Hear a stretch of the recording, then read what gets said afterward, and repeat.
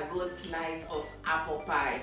Homemade, you know what's in it, and you can adjust. I mean, it's no-brainer, right? Stay with me, so then I'll share with you all the ingredients and all the details and all the tricks. Okay, my friends, our first thing, we are going to need one 9-inch frozen pie crust. Okay, so that's, to begin with, you know, that's number one.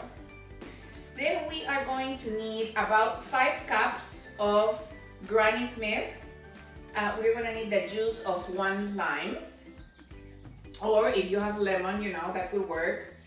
Then we need some ground cinnamon, ground nutmeg, ground allspice, butter. We need some brown sugar, a little bit of lemon zest. We need oats and flour, and that's it.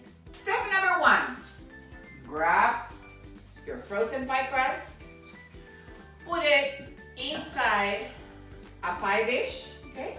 And put it back in the freezer. That's step number 1. Then, what are we gonna do? We are going to peel our apples, okay? I'm gonna core it, and then we're gonna slice it.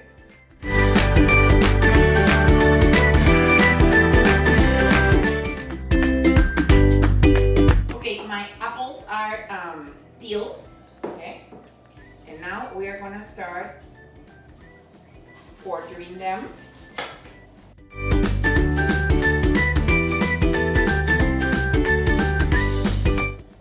So now what we're gonna do is we're gonna start slicing our apples.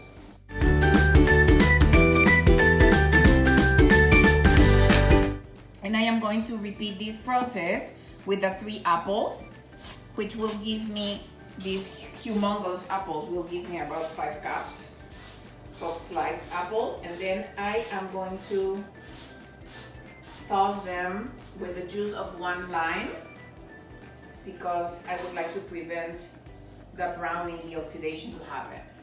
Now I am going to squeeze the lime. Now that my apples are already tossed with lime juice, so here I have a little bit of flour, a little bit of sugar, and then I have nutmeg, cinnamon, and allspice. I am going to combine this, and I am going to put it into my apples, and I will combine them.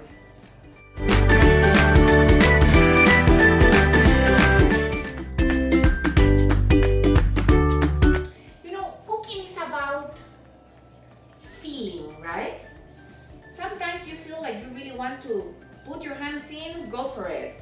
Sometimes you feel like you better use a spatula or a spoon, go for it. Go with your heart. Go with that feeling and respect what you're feeling, how you feel today, right? My frozen apple pie dish, right? And my pie shell is in here. And now I am going to put all of these apples in here.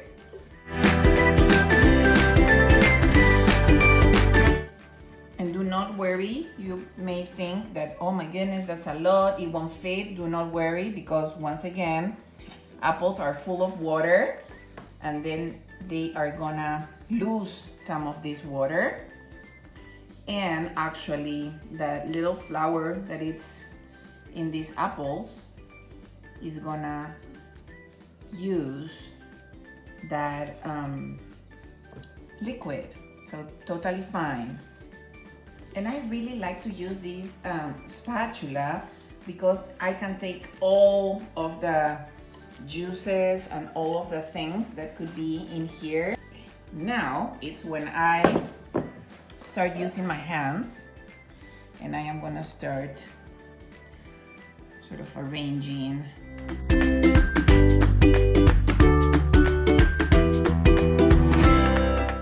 That's one of the things that I miss from my mama's house, you know? When I used to open the door and there was this smell, it was either from a stew or from a dessert or something, but I knew that she was cooking. Oh my goodness, the best smell in the world. Okay, and now you're gonna put some little pieces of butter here and there, okay? So far, so good, right? Okay, now I am going to cover this with some foil and I am gonna put it in the oven for about 15 minutes. 15 minutes went by. My apples are looking good. And now I am going to transfer my baking dish into a cookie sheet. Why? In order to prevent messiness inside our oven, okay? And now comes a very interesting part. Here I have oats, and I have a little bit of flour, and I have some brown sugar, lemon zest, a little bit of spices, and I am combining all of this first. And then I am going to cut my butter in little pieces, and I am going to combine, you know, or to actually try to incorporate my butter within this dry mixture. Now that I have combined my oats with my flour and a little bit of sugar and some spices, it's the time to incorporate the butter. Honestly, for me, the best way to do it is with your hands. You can use a spoon or a spatula if you want, but for best results, I would honestly encourage you to do it.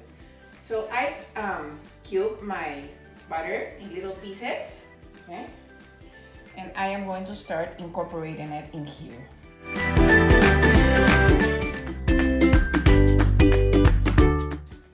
The other thing that you could do, you can use a food processor.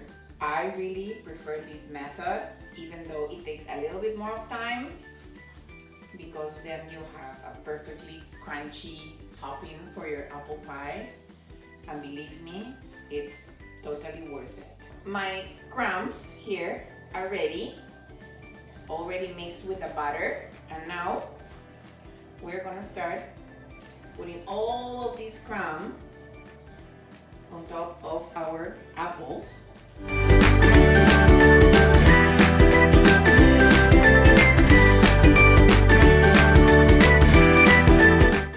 Just make sure that you are covering all of your apples with the crumbs.